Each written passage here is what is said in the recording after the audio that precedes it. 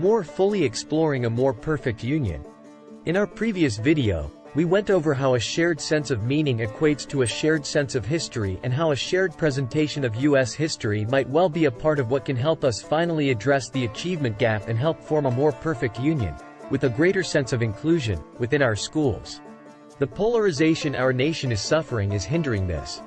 I'd given an overview of the narrative of U.S. history that I think should satisfy anyone honestly aspiring to that more perfect union ideal. It, again, pretty much boils down to reconciling the macro arguments seen in 1619 versus 1776.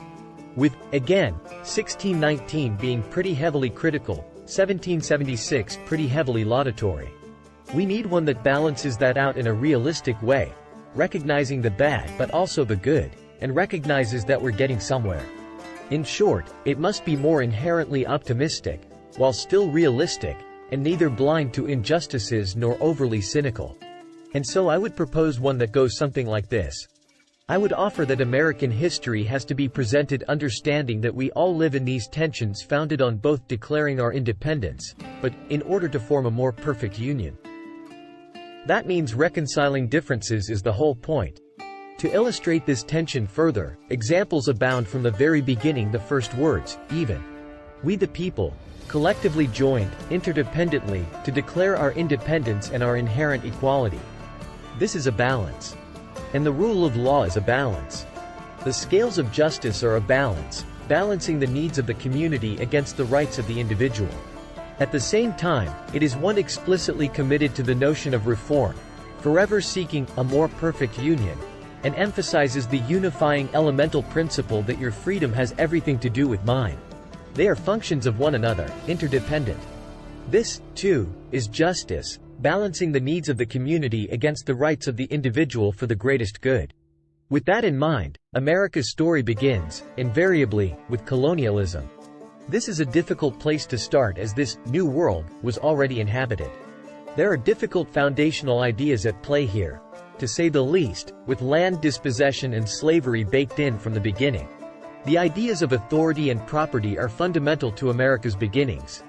It's important to recognize, though, that problems stemming from these injustices reach back to Europe with unjust systems of colonialism and inheritance and land management laws over there serving only the first sons and the wealthiest, and this drove those trapped under it to seek freedom across the Atlantic. We are a nation of second sons, seeking a fair shot. The American dream. Simultaneously, there were also related Enlightenment ideals developing that have become what is recognized, pretty much, as a global rule of law based on human rights and the consent of the governed, or modern democracy. That this rule of law cannot abide the injustices of colonialism is a remarkable dichotomy. These intertwined ideas might seem rigorous or advanced, but they are actually foundational and required, and students of all ages can and need to get a basic grip on them. It's as basic as how to get along. And it's something our nation is struggling with, at present. So from that beginning, our American story really gets going in 1776. This was revolutionary on a global scale. And to illustrate the interdependent-independence duality once again, Benjamin Franklin famously noted how we had to hang together or we'd have most assuredly hung separately. It was then cemented, for over 200 years, when the most prominent revolutionary figure, George Washington, established the revolutionary precedent of giving up power willingly, with King George III acknowledging that he couldn't do that. Washington was the better man. And this firmly established the idea of the rule of law, rather than man, for all the world to see. Thus founded, ordained and established, this union was plainly far from perfect, and arguments continued as to who this fundamental equality applied to, proceeding towards what some called an inevitable civil war. Many claim that war is still raging, with innumerable books still being written on the subject. To clarify difficult and complex problems, I would present that Lincoln and the Civil War is most easily understandable from a global point of view. While Americans do indeed find the Gettysburg Address powerful and impactful on its face, it might be simpler to understand it from the viewpoint of a monarch in Europe. Lincoln is telling them that democracy shall not perish from the earth. And it must extend to everyone. Then 50 years later World War I is more easily understood as democracy really gaining the upper hand, internationally, over monarchy or autocracy. Now any good story, though, needs a point where all seems lost, and I would contend that moment for us is Plessy versus Ferguson in 1896. The idea that separate can be equal is fundamentally and fatally flawed, based on immature and self-serving reasoning that flies straight in the face of our founding principles.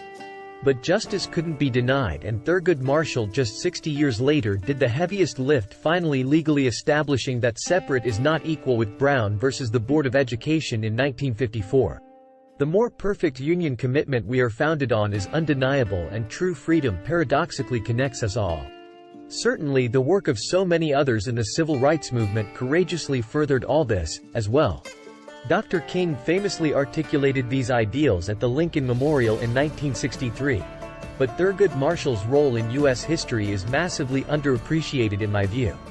From Brown we then proceed inexorably towards 2008 and the historic election of a man who just 150 years prior could have been someone else's property. But then there's been some pushback. And that pushback is historically significant as well and needs to be recognized as such.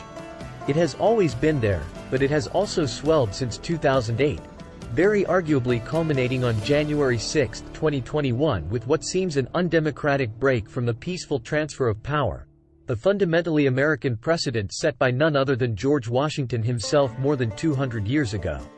It remains to be seen what we're going to do about it. To the extent anyone might call this divisive of me, it's not. Let the rule of law fully explore that fateful day, and if a jury agrees it was above board, then that's the verdict. But it must be the truth, the whole truth, and nothing but the truth.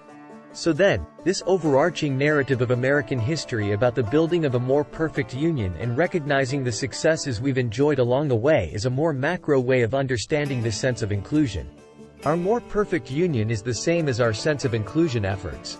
And this, again, is the very metric that is recognized as what can finally shrink the achievement gap that school districts have so long struggled with. Briefly, I will tack on a second layer of rigor that is very doable and something that I would recommend. Working from this foundation, of how revolution rendered a system of reform, it then follows that there have been revolutionaries and reformers ever since. And importantly, they largely agreed, though differing in tactics. Digging into the similarities and differences is immensely rewarding. For Black history, I'd highlight these pairs. Benjamin Banneker and Toussaint Louverture, who was not specifically American, but Haiti's effect on America was immense, from the founding era. Moving on to Frederick Douglass and Nat Turner in the mid-1800s. Then to Booker T. Washington and W.E.B. Du Bois as we enter the 20th century. On to Martin Luther King, Thurgood Marshall and Malcolm X at mid-century. And then finally Barack Obama and hip-hop music in the modern era. Certainly, it's not limited to just these pairs of men, and I fully get, too, how there are no women on this little list here. But there is a structure here that these pairs provide. For this video, though, that is enough. And while I readily concede that making any changes to accredited curriculums in schools at present is a lengthy and complicated process, I would recommend finding grassroots ways of offering this up and letting the results speak for themselves, and see what the response is. I would contend students will like this. I'd love to discuss this further in person. Please hit subscribe and contact me through the website contact page.